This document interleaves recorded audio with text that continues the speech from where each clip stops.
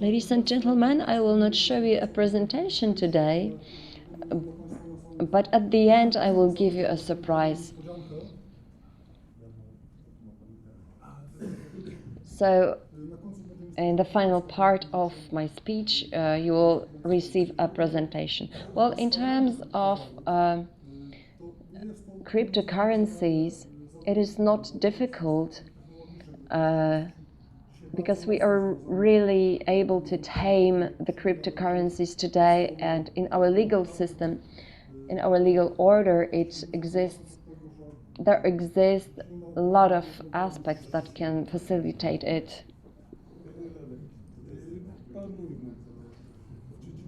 So, in the three parts of law, in administrative, penal, and civil law, we will see how the cryptocurrencies can be understood in terms of how they can be used in everyday life. And I will show you that all the acceptable applications of the Bitcoin are accepted by the legal order in Poland. So we cannot expect these opinions today that Bitcoin is ugly, it's bad, because we cannot use it for such or such activity. So in a moment we will see my website presentation. We can switch off the sound.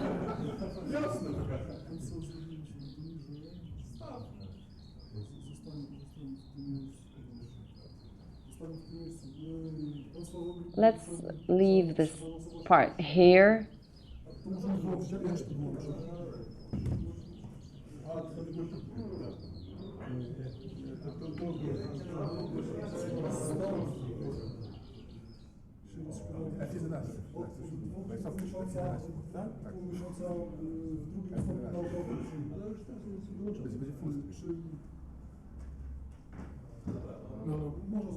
I am a lecturer of the Civil and Banking Law at the Law and Administration Faculty at the Nikolai Copernicus University in Toruń. I have PhD and habilitation for a couple of months now, a couple of weeks now. And I have been dealing with Bitcoin legal aspects for 5 years already. At the beginning, I was completely ignorant of it, but I would try to analyze the technological phenomenon in terms of law, in terms of civil law, which I'll deal with. And with time, I got to specialize in it, and it resulted in a series of publications about this. And at the end, I will give you the details about that publications. So let's move on now to the administrative, penal, and civil law, and let's try to domesticate the cryptocurrencies in our civil order. Some people that are well informed realize now that tax agencies receive increasing number of questions how to address the legal problems related to cryptocurrencies, especially in terms of the VAT and income tax. The questions are mainly related to should creation of the Bitcoin and trading of it should be taxed with an income tax, or should they pay the VAT? When people incur some profits, make profits on Bitcoin trading, should they pay the income tax? And you may realize that the answers to these questions are intuitive if you know the law. In terms of the income tax, it's kosher in all the dimensions, so whatever gain you have and the profit you have, it is taxable. Well, in terms of the VAT, this is more complex, and there is some path of understanding and some procedure that is elaborated now at the European level. So we will see what they will come up with. In Poland, Polish Parliament, same, will have a word on that. Bitcoin, as you know, is not very well fitted for money laundering from illegal sources. Let's see, well, trafficking of people, of drugs, or financing of terrorism.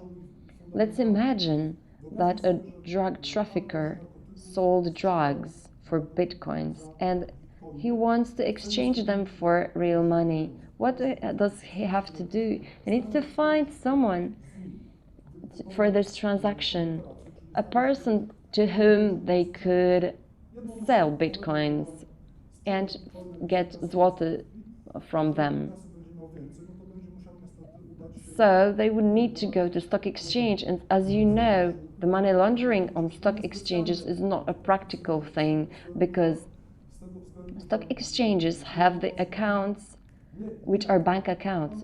So in order to set up a bank account, you need to present yourself with an ID, your name, surname, and your ID document. If the ID document is forged, so it's not the fault of Bitcoin, it's the fault of falsification of the ID document. So here, in this respect, I would be very careful in saying that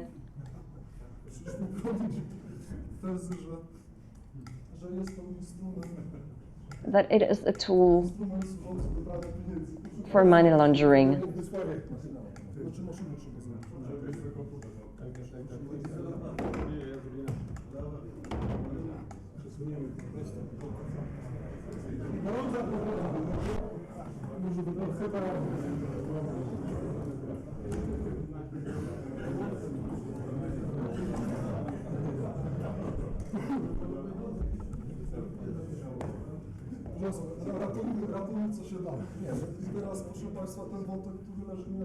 Let's now move to the area that is most important for me. It's the private law. Bitcoin is an element of the property in the understanding of the Article 44 of the Civil Code. So it is covered by the property regulations. It can be legally used as a subject for legal relations between the entities. This is obvious. We realize that Bitcoin can be sold or traded. In terms of the normative regulations, this is the Article 44 of the Civil Code, as I said.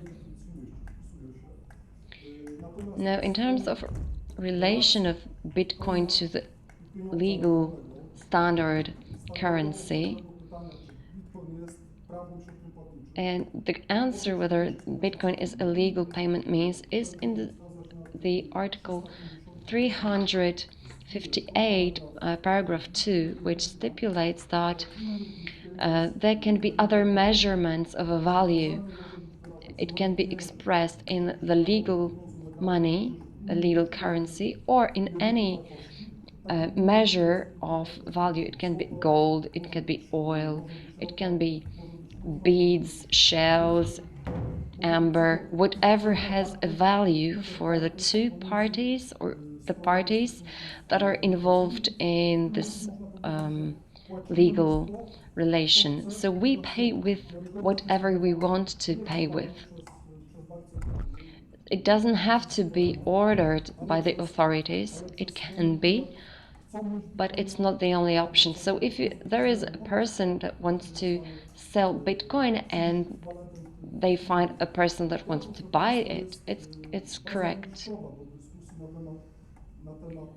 So Bitcoin can be used for the purposes of the private property-related law. So we can sell it, we can buy something for it, or we can exchange it for other currency.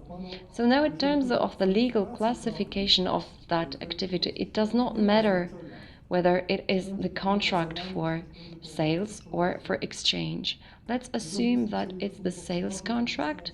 It's a standard thing. But if it's an exchange contract, many people just realize, apart from the lawyers, that the contract of exchange is the least regulated thing in the civil code. It only has 2 articles. So we understand as exchange a situation when one person offers something to another person and receives something else from that person, and other issues are regulated by the provisions relating to the sales. So it is not relevant whether we define the trading of Bitcoin as sales or exchange. Bitcoin can also be used in other aspects, and I have not found any area that is restricted to Bitcoin. So, what do you think? Is it possible to stipulate a contractual penalty in a contract? The civil code does not foresee this, but let's say that there's a debtor and the contract has this provision that the debt could be paid with bitcoins or an earnest money, for example, to buy a car, and the seller wants the client to pay earnest money and the client doesn't have the cash. They can just make the transaction through their mobile phones. A practical problem can occur only when it would come to the need to define the amount of the earnest money in terms of the normal currency. So this is only the matter of exchange rate, and it's present in economy. So would Bitcoin exchange rate would be from the moment when the contract is concluded, or from the moment when the debt is claimed. Let's now move to the family relations and the cases where it is inherited. So if someone dies, this element of this person's property is inherited as any other element of the property, and the estate is then divided regardless of whether the inherited is regulated by the act of law or the specific last will. If we want to dedicate the bitcoins for a particular person to receive it, we will have to state the Bitcoin code to give it to the particular recipient of the property. Bitcoin is an element of the common property of the spouses, and in case of divorce, it has to be divided as any other element of property, nothing new. The only practical limitation is the mechanism of transferring Bitcoin from the buyer to seller to the buyer. You need to state the code, because without this, the bitcoins will not enter the property of the person that receives it after the divorce. Another area, one of the many areas, you probably realize that people who are younger than 18 years old can have an account and have bitcoins in their assets. The difference only is that the minors have some limitations. In civil law, there are people from 0 to 13 years old and from 13 to 18 years old. And the first group have limited possibilities of making legal actions without their parents' consent. but they can manage their assets. So if they have bitcoins, they can do whatever they want with it without their parents being involved. It is outside of their control.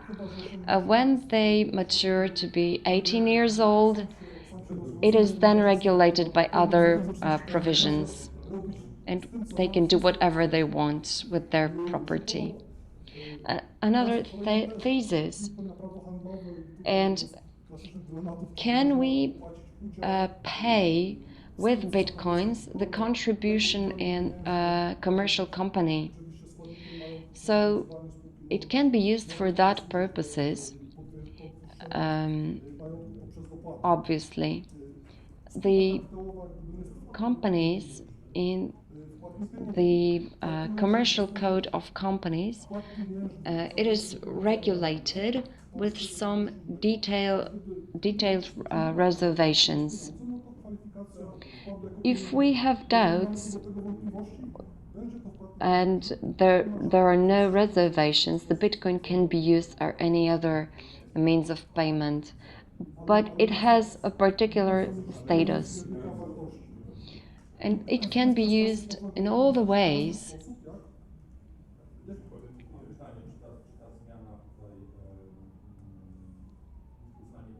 When we accept Bitcoin as money, can we pay, for example, the income tax with it? Here I would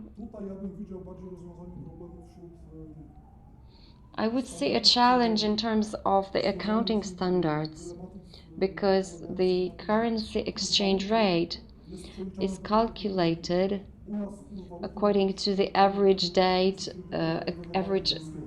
exchange rate of the National Bank of Poland. So when the contractor gets a payment in a foreign currency, they know what exchange rate to use in their accounting. And in terms of Bitcoin, it can be problematic. We can use several solutions. Yes, we have income taxes. Yes, the Bitcoin that we receive is the revenue. We deduct the costs, and then it's an income. And we would all be happy to be able to trade very freely in Bitcoin, and we wouldn't need such conferences as this one.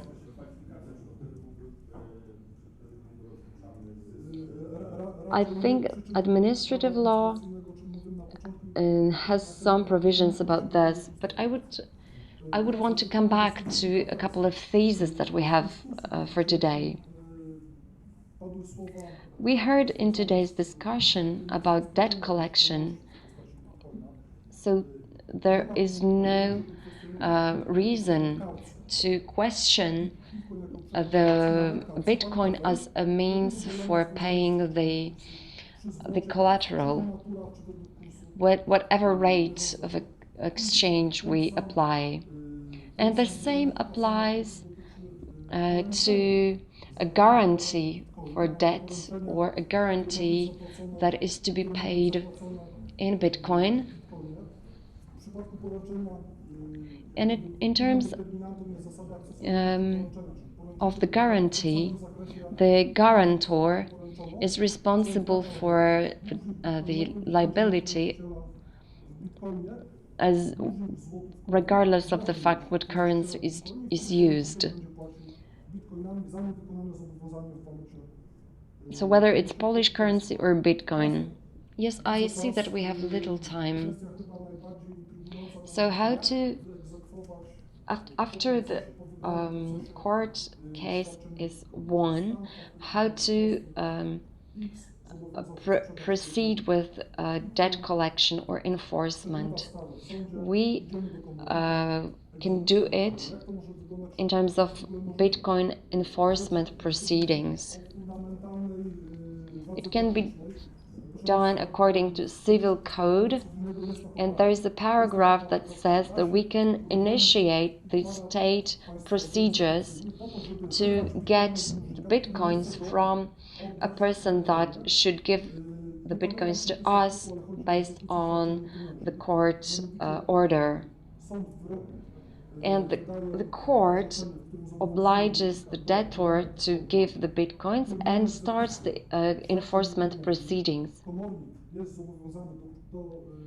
And then the debt collection is done according to state procedures, and the code can be then given to the person that should receive the bitcoins according to the court. And the court has the tools to do that, and there are no boundaries here. The court may impose the penalties, the fines on the debtor, and it can be limitless. So at a certain point it will not be logical to refuse these codes.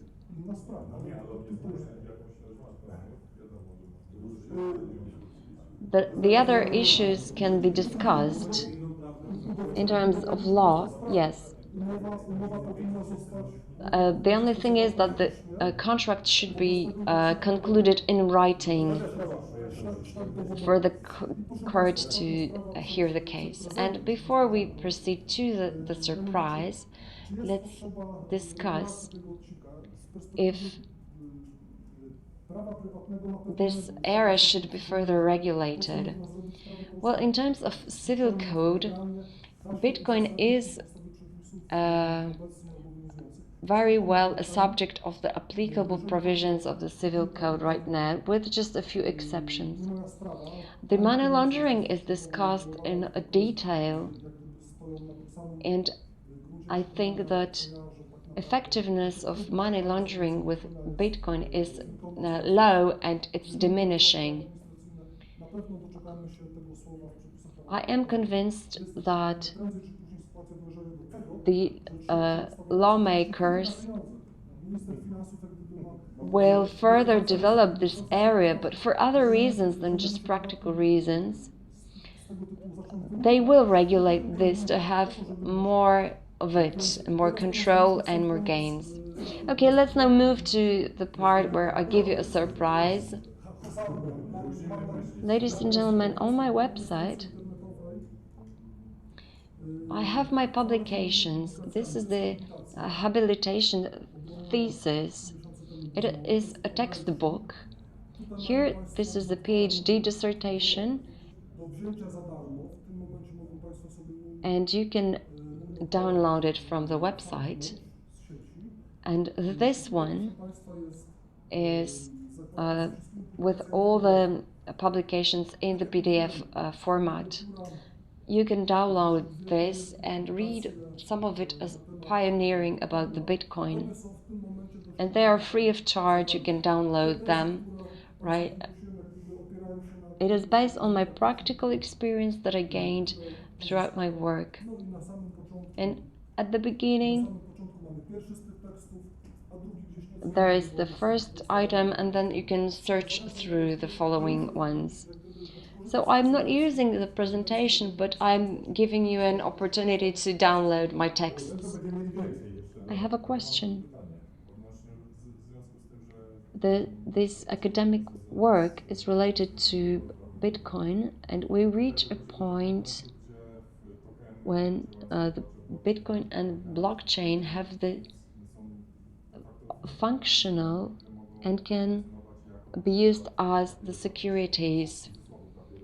So it can be used for paying the dividend, for transferring the value. So in the future, in terms of law, will the trading of the securities take that into account, and will it be possible to, let's say, get the dividends through Bitcoins? The code of commercial companies creates some limitations because the shares and stocks have to be expressed in Polish zloty, so it cannot be expressed in dollars or euro or a Bitcoin. So we will see. But when it comes to the destruction of the market of the securities by the Bitcoin, I think that it's a different issue. I think that the Bitcoin can be a basis for a derivative instrument. And it means that there can be, like the options, there can be Bitcoin options. It's not surprising. How will the securities market change? It's a good question. With the technologies opportunities that we have today, it could be, created. We could create these assumptions just having over 4 coffees, let's say. It can be transferred in a decentralized way from a wallet to a wallet, but then it would be used for traditional functions. I think the solution is already applied, and it depends on institutions. Let's have another question, please. I think I have an interesting question. The tax interpretation of tax agency of Łódź from the 7th of April 2014 said that the sales through Bitcoin as the electronic service will not be understood as the means of payment stipulated in the article 43.1.7, and it will not be exempted from the VAT. So the VAT will be applied to Bitcoin according to that interpretation of the VAT.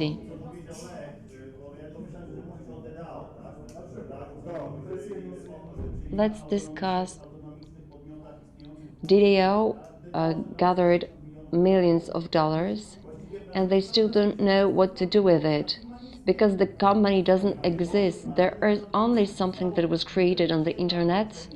There is a company that has millions of dollars of the capital, and it functions with its shareholders who have the tokens only. And I want to say that I understand that on the grounds of Polish law it would not be possible. So could this be possible? I don't know.